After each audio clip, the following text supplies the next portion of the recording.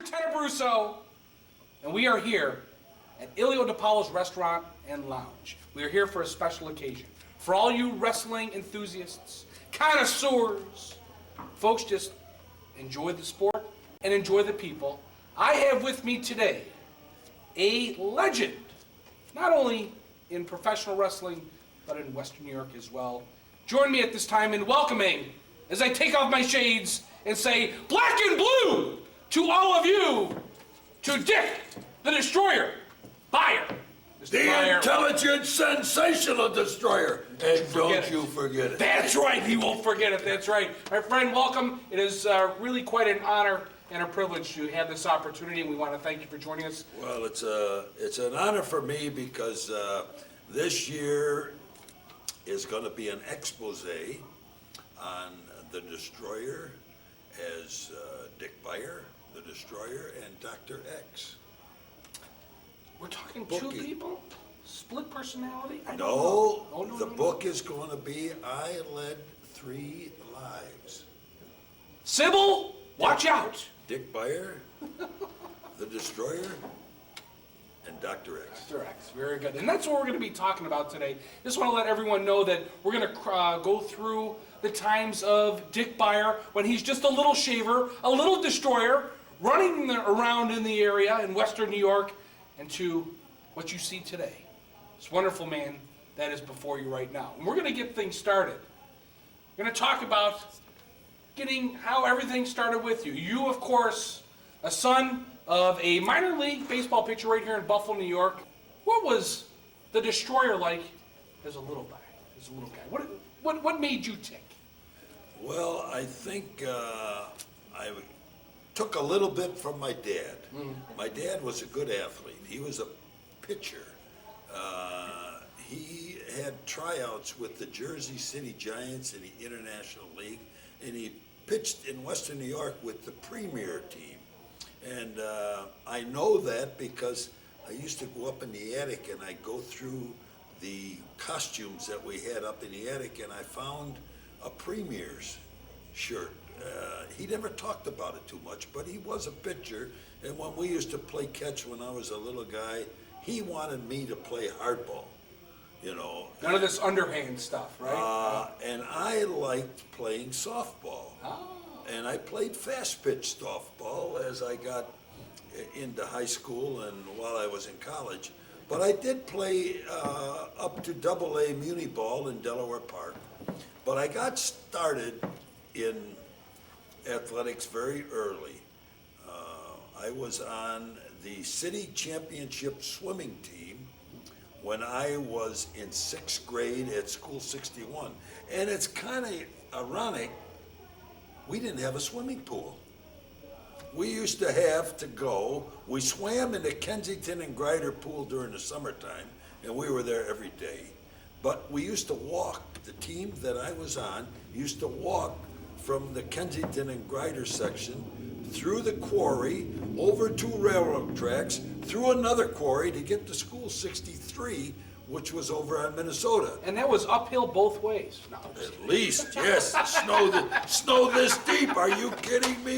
Yes. Absolutely. So, and that was in 6th grade, I was 12 years old. And that same year, I played in the finals of the Midget League baseball team. And we played in Delaware Park. And I was 12 years old, and our team was Slim's Texas Red Hots. And we used to drive our bikes. I did. Everybody didn't live at Kensington and Grider. We used to ride our bikes to Delaware Park, practice in Delaware Park. Then we would ride our bikes to Niagara and Ferry to get a free hot dog from Slim's Texas Red I Hot. better take care of you. And then we were so warm, we used to go swimming down in the canal. And we called that Bare Ass Beach. And it worked from that day on. Oh, yeah. That's where you got the spark. Well, I tell you what, it was great. I was, at 12 years old, I was on a city championship swimming team in grade school. I was on the final game was in Offerman Stadium. when I mention Offerman Stadium, the people today, you say, what is that? Well, I said, there, it used to be at Michigan and Ferry, and down the street was Freddy's Donuts and Paul's Pies, and what? That goes back. So you Now you're people going out back. there who are 40 and over will remember that. Let's jump ahead a little bit. Of course, you got a full football scholarship, Syracuse University, co-captained, actually, the Eastern Championship that went to the Orange Bowl in 1953. Was this your first experience kind of like in the national limelight, would you say? That you can be, exposed as Dick Beyer, and now you're a captain leading a squad of this many people, but now you're in a limelight situation. Well, we could go back to how I got there. I got a scholarship to Syracuse University, and at that particular year that I went to Syracuse, Ben Schwartzwalder was his first year, and they recruited his first year 44 football players. And back then, you played both ways, or you had to play, you didn't have offense, you had offense and defense, but you had to play both ways. But anyway, that's immaterial. Then I started, you had to play freshman ball. And so I played freshman ball at Syracuse, and we played Colgate, Cornell, West Point. West Point was always a delight to go down there because you got to play against the plebes, and they were so hungry because they picked on those plebes day in and day out, the freshmen, sophomores, juniors, and seniors down at West Point. So they wanted to take it out on somebody, and they wanted to take it out on whoever they were playing, and they had a tough time because we played well when we went down to West Point. So that was my freshman year. My sophomore year, I started the first game I ever played as a varsity member. I started at an outside tackle. Now you say, well, what's an outside tackle? Well, at Syracuse, we used an unbalanced line.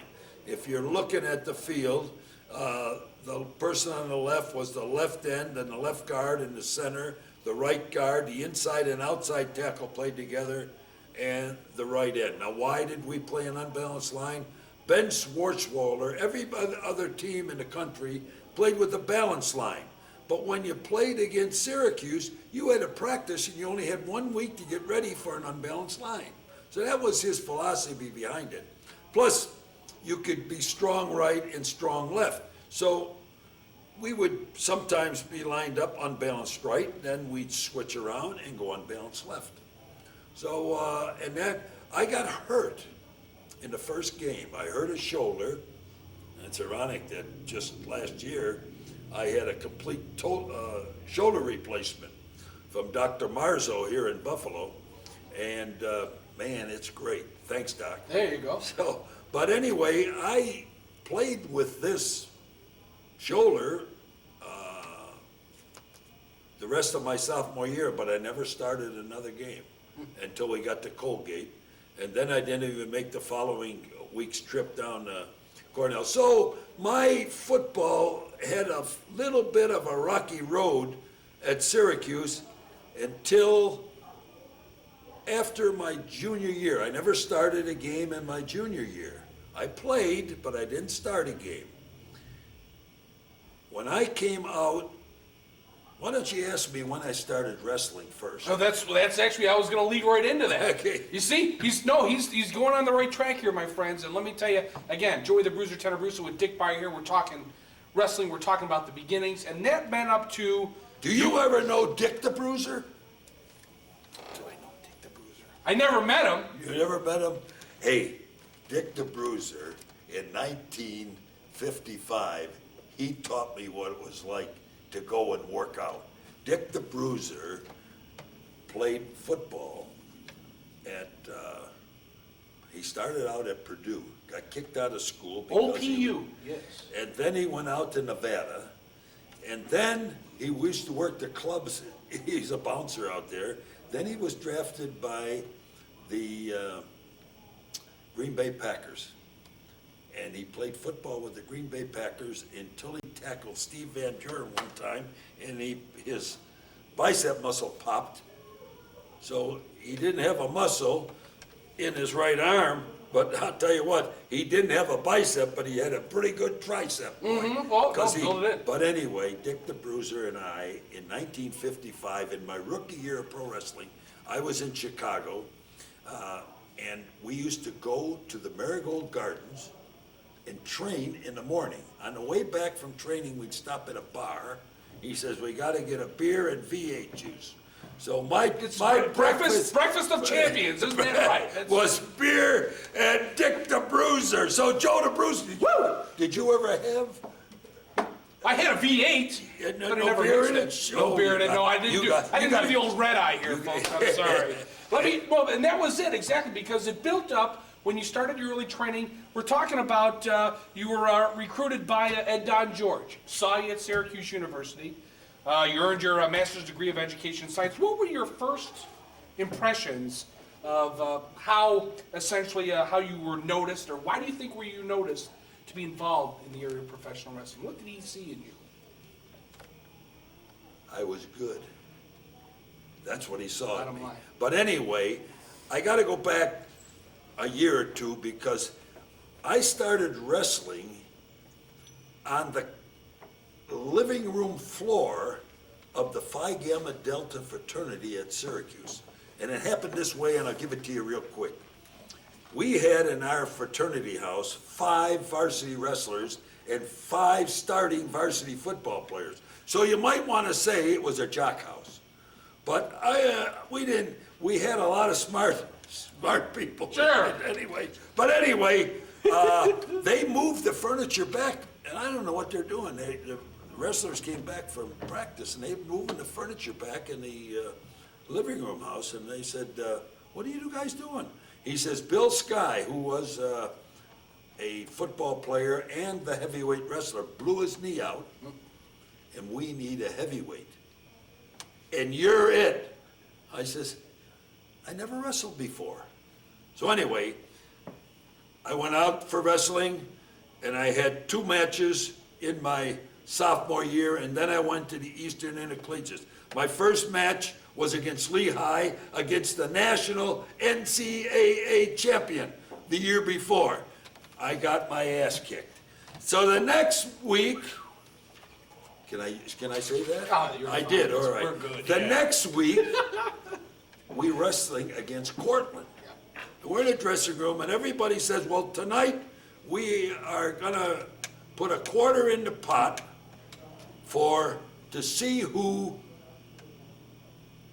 gets the quickest pin. I says, you're stealing my money. So there's 8 wrestlers on the team, everybody put in a quarter.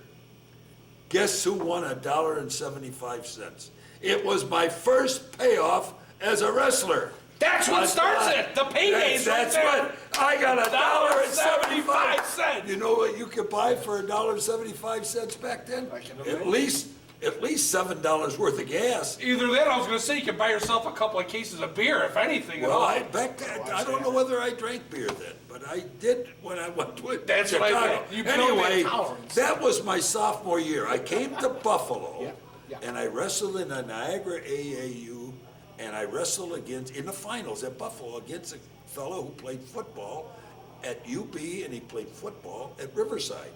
His name was Don Beitelman. And I went to the finals against him, and Ed Don George, the promoter, was in the audience. This is my sophomore year. And that day, he signed Beitelman. Beitelman beat me 5-3. This was only my 5th or 6th bout. And that was great because Beitelman was a pretty good wrestler around the country because he had wrestled 4 years, but he beat me 5-3, and Ed Don George came over and says, look at, he says, you got free tickets to all the wrestling matches in Rochester, Buffalo, and Syracuse anytime pro wrestling comes to town. If you're interested in pro wrestling, he says, contact me in a couple of years. So 3 years go by, and now, let's go 2 years. In my junior year, I go to the finals of the Easterns. And and that's in March, and now you go from wrestling to football. When I went out for football spring practice in my junior to senior year, in between, I kicked ass. Because wrestling made me a better football player. And I knew it, and I wanted the person across from me to know it. I never worried about somebody 6'2", 250. I was 5'10", 210. I could block anybody offensively because I would outsmart them. I would make my stance out wider, or I'd come back in, but I was in great condition. So wrestling put me in shape. Wrestling gave me confidence. Ben Schwartzwalder said he's never seen anybody improve in football like I did from a sophomore to a junior. And then my senior year, they moved me from outside tackle to the center position, and the person who played next to me was Jim Ringo. Former Bills coach. Former Bills coach. He's in the Hall of Fame, played with the Green Bay Packers. My inside tackle next to me was Les McClellan. He was about 6'3", weighed about 230 pounds. He later on flew Air Force One for 15 years. So I was associated on my Orange Bowl team with some good football players. And that was where Ed Dog George saw that in you, and obviously you were highly motivated. I was highly motivated. Now I go into wrestling my senior year. I went to the finals, and then I wrestled in graduate school. You couldn't play football. I was on the coaching staff, but I wrestled in graduate school. I came to Buffalo, and I wrestled the finals in Buffalo, and I beat a fella by the name of Tim Woods. Now, you don't know that name, but if I say he was Wrestling 2 or Mr. Wrestling, he later became a pro wrestler. So in Buffalo in '51, I wrestled against Don Beitelman, who later became a very good pro wrestler. And in '54, in May or June of that year, I wrestled against Tim Woods. And I had to beat him in order you had to win a local tournament to go to the Nationals. And I went to the Nationals out in San Diego. Somebody was gonna give you a note there. Oh, yeah. Okay. Whenever we're, when we want to take a sip of our beverage. Oh, I think okay. that's what So anyway, let me just finish off with telling you about the Nationals. I lost in the finals. The winners got to go to Japan. And I was really hurt because you know what? I had a funny feeling about Japan. When I was 11 years old, this is prior to what we talked about earlier, on December the 7th, I was coming home from Sunday school, and I went to a candy store, and it was about 12 o'clock, and the radio said, the Japanese bombed Pearl Harbor. Man, I hated the Japanese. But something happened to me this is 41, 51, now it's 54. And why in '54 I wanted to go to Japan, but I went to graduate school and I went to the finals in the Nationals because I wanted to go to Japan. 9 years later, I went to Japan as the WWA World Champion. I wrestled Ricky Dozan in Japan, and 70 million people watched the match. Biggest television crowd at that time. At that time, it's the second largest television rating to this day. There you go. And actually, we're going to be taking a break here in a minute, but I got to ask you this, because next month in October, we'll be celebrating the anniversary in October, and we're going to get to it. In 1954, it's been 50 years since your first match that you had with Eddie Albers.